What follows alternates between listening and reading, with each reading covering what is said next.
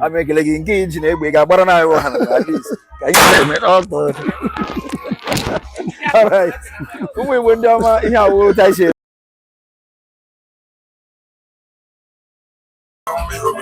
All right. Ohaneze ndị Igbo ndị ọma anyị abịaruole ebe m bịara ihe awụ na obi ezigbote onye Igbo na-eme akụrụ ụlọ o nwere ọtụtụ ihe ndị o mere n'obodo ọ batakwala na ọnụ abroad ọnụ Austria so masị aga m abịa hụ ya nyekwana ya ihe anyị na-eji ahụ mmadụ n'ala Igbo kwanụ kwara onye ugwu mmanya Igbo mmanya ya kọntara n'elu ihe ọ na-eme wee gburu nna ya ehi ihe awụ ihe ndị Igbo na-eme iche kemgbe onye a nwụrụ kemgbe 1985 kemgbe nna ya nwụrụ ezigbote onye kpara agwa ọma maka na ndị Igbo na-echeta onye kpara agwa ọma mana taa ha na-egburu nna ha ehi so o so na ihe omenala Igbo unu ga-esoro m ka anyị baa n'ime ka anyị hụtakwana ya na-enyekwana ya ihe anyị ji bịa udo na-achị n'ala Igbo ihe ma interest n'ala Igbo bụ ka ọ dị mma ebe ọbụla ihe ga-adị mma ebe ọbụla a ga-etinye ihe ya adị mma wee dị mma ihe ọbụla wee ihe ọma m ga-eme n'ala Igbo m ga-eme ngwa soro na anyị bịawa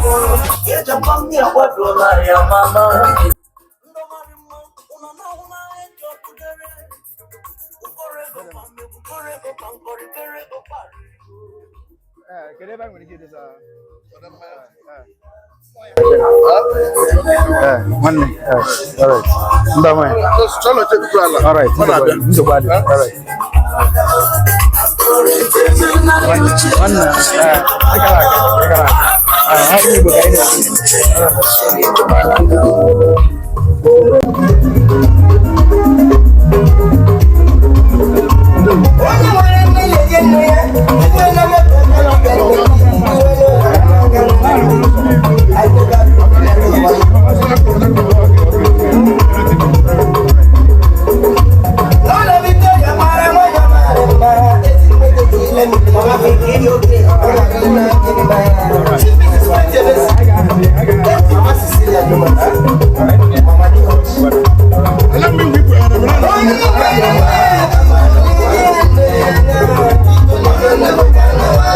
Ohaneze ndị Igbo ndị ọma ebe a nọ taa wụ na amaolu m jeri ebe m bịara ịhụ ezigbote nwafọ Igbo na-emewe nwafọ Igbo nụrụ ọnụrụbe nwanne agbala ọsọ nwafọ Igbo na-emekwe akụrụ ụlọ agwara m unu taa wụ kedu ihe a na-eme ihe a na today ka my father na mpam nwụrụ anwụ na ọ mụrụ odogwu aha ya wụ Agamadọdigwe doro nna na Lambieri okay before anyị agawa n'ihu ị ga-agwa n'ụmụ Igbo aha gị aha m bụ Roland Obioma doro nna onye amaụlọ m bịara ejikwere mola mara ana m egosi ihe ike otu agụ ọ dị ịma mgbe m bịara n'amaolu wuo mgbe m nwetara information na ihe ị na-eme n'amaolu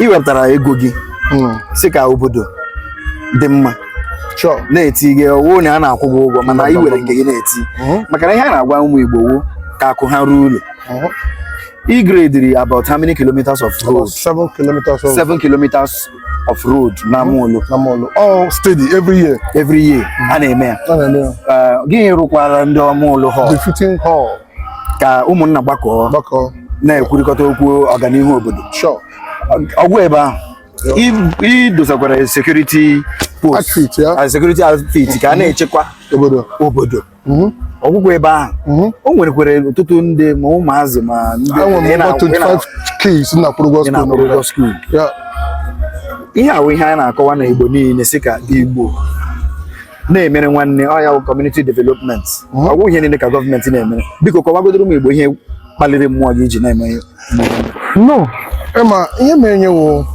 mgbe anyị na-eto my father was a very great man my father went 911 a na-akpọ Mbieri Youth Adamawa Nairobi na Onitsha o nwere lot of Adamawa but sudden death eme ya anya lost so then since that time we passed through hell but mabia gbawa mbọ gacha school gawa obodo Igbo no obodo Igbo for long time bata bịazie si no ihe m pass through agamala gị ka community na ahụ ya no pick here up now sponsor some people I sponsor about 3 people to go to obodo Igbo. Wow. Then now kwụrụ maka go school to any level achọrọ werezi aka m na-arụ the roads na-eke rights eke amenity things dị okay ọnọdụ ha hall hụ na things na-adị okay. Then abechazi m my grandfather lụrụ 28 wives, my family are 2 large, and when 16 cousins in the US. I'm managing pool hancha to come back this Christmas. My senior brother was professor of the University of North Carolina. Epulumia, oh no, North Carolina 48 years. Epulumia, oh no, Liana here, but I have not slept here before. But him me ya bia na Buddha ne hino Buddha. You watch everywhere, you okay? Everywhere. When him again, Sara, everywhere, you okay? Security department. The match talk. Chineke mere today. How much inaka can move over forward? Things na gaga. You know, I'm a lot of beatings. I'm a weekend na gaga. Ihe awo exactly ihe anelanya na Igbo niile. Maka na mo I'm very very Igbo-centric. Ihe obula wo ihe ga-ade aga-eme na Igbo adị mma. Okay, kedu no ndụmọdụ gị? I nwekwere otu especially ụmụnna anyị ndị diaspora. Nna nweta onye ọbụla nọ diaspora, onye nọ in Lagos and all to come back home and make sure that everything they are gaga no ala Igbo. We don't wait for government to do for us now because of since after the war, everybody have seen it that no one the government is ready to do. Any change job return it home. A week GMM something. Exactly. I put your hands together, everything agaga. My roads, everywhere we have to do it. We don't wait for government anymore. You know, we have to go there to help. Then government should come out to help. But for now, we have to be doing until community response. Yes. Now they demand make a leggy. I make a leggy engage in a big at least. Can you say it all right. We went down here what I say me. Na Libu. Yana Rio Kakurulu. Akwebara rule. I which I hear in the government again. I get away. Honorable Akasha. Mana o nwere ihe bụ onwe pụrụ ime ihe ahụ pụrụ ime ị ga-eme ya ala Igbo ị ga-abata ka akụ gị rute ụlọ ka ijiri akụ gị ihe nyere gị akụ ka ijiri ya mee ịlụrụ obodo ọrụ. Ana m ekele ọtụtụ ndị Igbo ndị dị iche iche ebe ọbụla ha nọ na-eme nke ọbụla ha na-eme ka udochi ya n'ala Igbo ka ụmụ Igbo lọta Igbo.